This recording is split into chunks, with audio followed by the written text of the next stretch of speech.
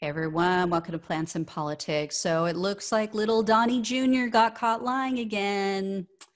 This time, though, there may actually be consequences because it was in a sworn deposition. He told many fibs.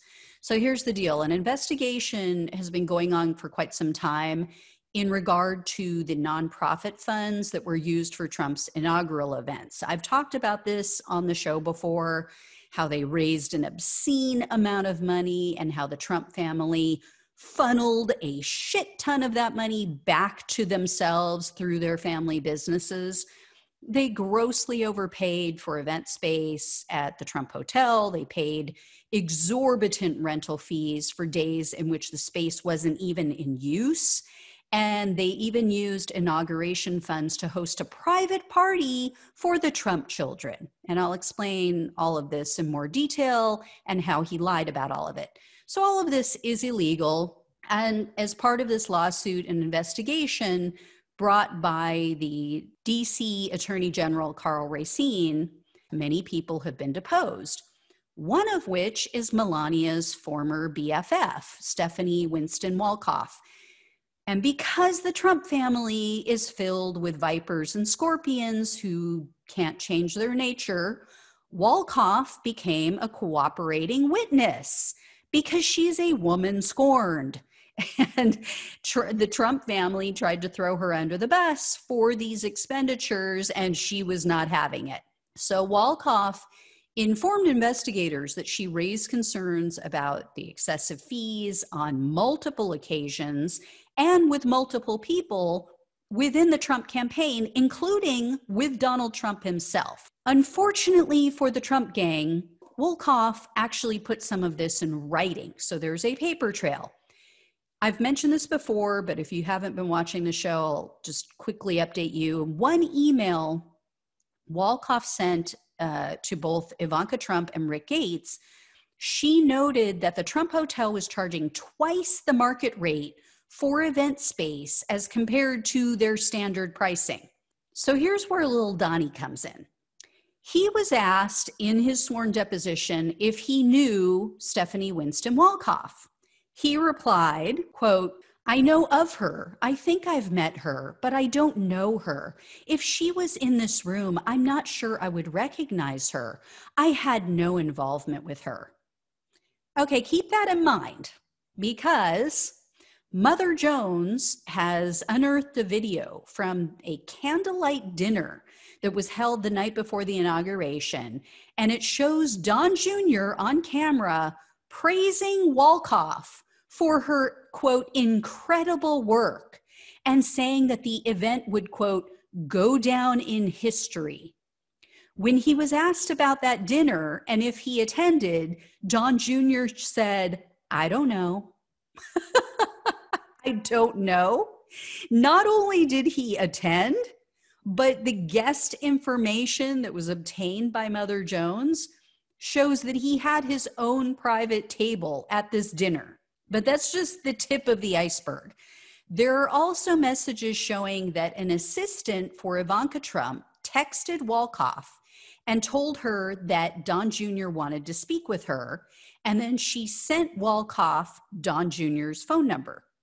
That same day, Don Jr. emailed her asking if they could speak, and he then told her that he had a contact who could line up some big talent for the inauguration. In addition, Wolkoff wrote in her book about how she joined the Trump family for a celebratory dinner 2 days after Trump's inauguration.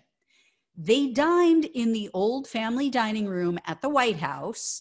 And I realize, yeah, the White House is a big place, but in her book, she said that it was literally only Donald Trump, Melania Trump, Don Jr. and his wife, and Eric and his wife, and her.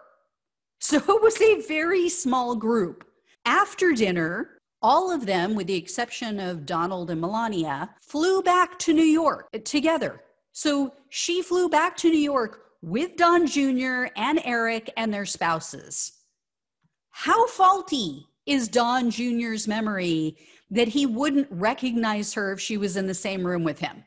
and he can't remember being at a dinner the night before the inauguration at an event that he said would go down in history. I mean, people have been speculating about drug use. You know, I guess blame it on the cocaine. That's the only thing I can come up with. I don't know. So Don Jr. was also asked about this private party for the Trump children and their friends, which, by the way, cost almost $300,000.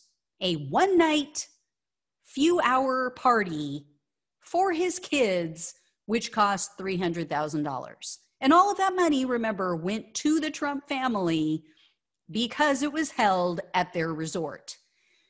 So at first, Don Jr. feigned ignorance. He claimed he couldn't recall if he attended the event. However, the master schedule showed that he would be provided transportation to this party after the inaugural balls. So when the investigators pressed him on it, he then changed his tune a little bit, and then he tried to explain how this was a legitimate expense. He said, quote, "I can only say, again, we're probably some of the only family to ever be involved in any significant fashion in a campaign of that sort. So again, the relationships that we had with donors were probably rather unique. So if there was an element of exclusivity associated, okay, it's an event for the kids and their friends who helped the political process. I guess that's possible. But I don't actually recall it, being dubbed that specifically." No, you don't have inauguration events for people who were involved with donors. You have inauguration events for the new president. And this is absolutely not the case, as evidence shows, because an email from Rick Gates to Ivanka Trump, which I've talked about on the show before, states, quote, "There will be an after party at the old post office, aka the Trump Hotel, following the inaugural balls on Friday. DJT is not expected to attend, but was more for you, Don, and Eric." That's as explicit as it can get, right? Donald Trump, the president, is not going to be attending your little party with your friends, not so little for $300,000, when he is the president-elect. So this is not an inauguration party. Well, now new evidence indicates that the inaugural committee actually canceled this private party because it wasn't a legitimate use of inaugural funds, but Don Jr. made the decision to override the committee and then moved forward with the event anyway.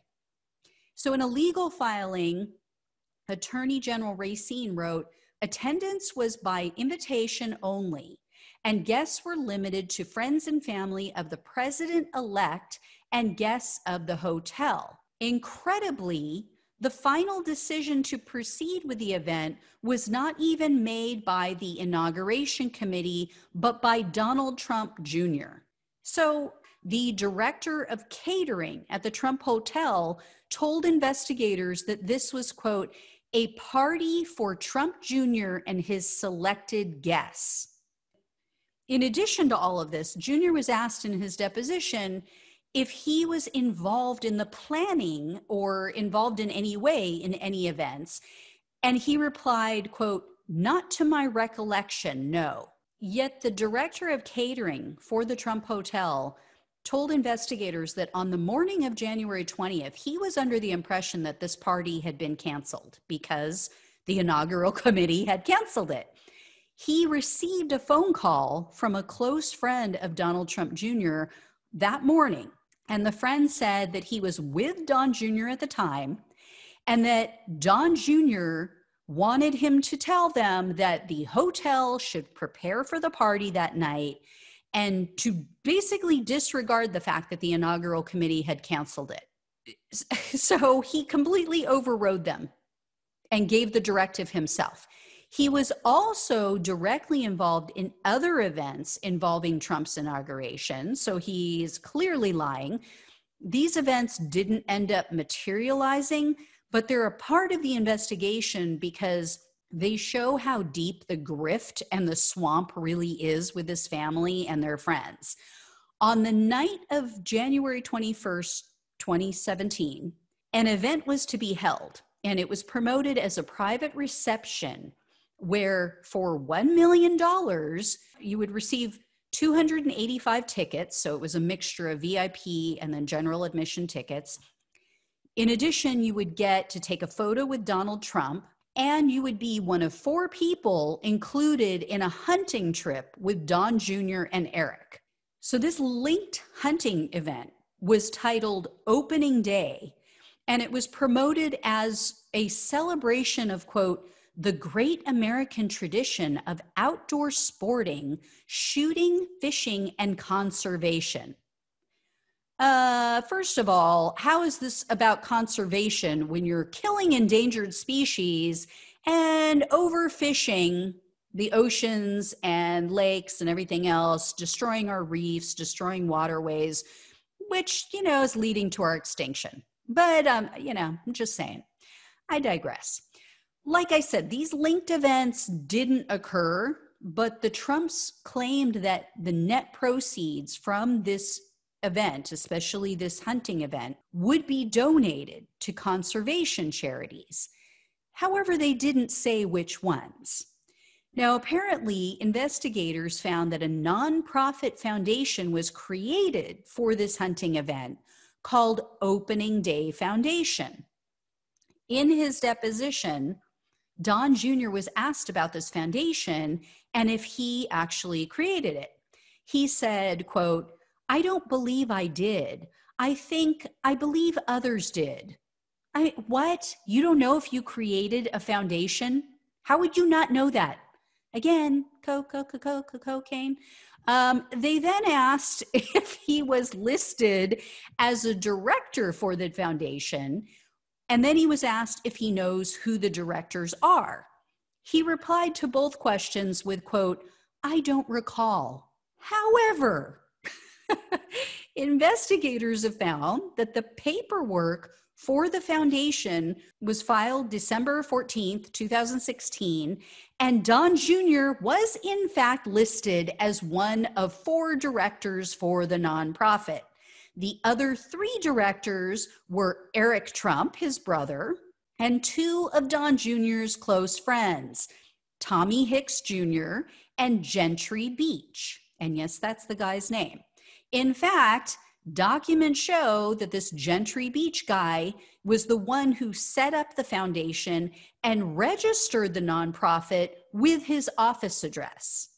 And it appears that Don Jr. and his friends were involved in the idea of the hunting trip itself because Wolkoff, Melania's old BFF, replied to an email from TV producer Mark Burnett. He's the one who did The Apprentice and all that. He was involved. He was helping and he was advising them on the inauguration. He sent her an email and he raised concerns about the hunting trip. She replied, and in her reply, she said, quote, we have nothing to do with this. This is Gentry and Tommy Hicks and Don Jr. I know nothing about this. We have nothing to do with this at all. So remember, she was in charge of the inaugural committee. And she's saying, I have nothing to do with this. We have nothing to do with this. The inaugural committee has nothing whatsoever to do with this. She also put a lot of this in all caps, which shows she's either pissed or frustrated or something, or she just wants to make her point. And there was another so-called inaugural event that Don Jr. was caught lying about. This one involved a concert that was to be held at the Verizon Center in Washington, D.C. Now, this one also never ended up taking place, but it shows that he was far more involved than he claims, and that he tried to make the inauguration about him while grifting off the donors. During the deposition, Don Jr. was asked several times and in several different ways about taking part in setting up a concert. Each time he claimed he had no involvement or he had no recollection of involvement. Just don't know. I don't know what you're talking about. It was so long ago. Well, Wolkoff apparently does remember this because she wrote that Rick Gates hired one of Don Jr.'s friends, another friend, a man named Walter Kinsey, to produce a concert for the inauguration. Once again, Wolkoff exchanged very revealing messages with Mark Burnett, but this time it was by text. In regard to the hiring of Kinsey, Burnett wrote, "Who the fuck is hiring these guys? How about Central Command?" Wolkoff replied, "That is our biggest problem. Rick," meaning Rick Gates, "is organizing these things with Donald Jr., and we know nothing about it." So obviously, he was deeply involved in a lot of this, and he's flat out lying in a sworn deposition. So will he face consequences? Will they hit him with perjury charges? I don't know. We'll see. And not that anyone is surprised. I mean, his last name is Trump, and we all know they lie as easily as they breathe. And Donald Trump Jr. especially is a prolific liar. I mean, he's followed in his father's footsteps in every way. He's a liar, he's a cheater, he's a grifter. As much as Donald Trump claims that Don Jr. is nothing like him and he's sorry he gave him his name, that apple didn't just not fall far from the tree, it's still hanging on a vine. It's still attached. It's still sucking from the teat of that Trump apple tree. They're all alike. They're all liars. I hope they all go to prison. I will keep you posted if I hear more. As always, please like, share, and subscribe. Thanks so much for watching and listening. Take care, and I'll talk with you soon.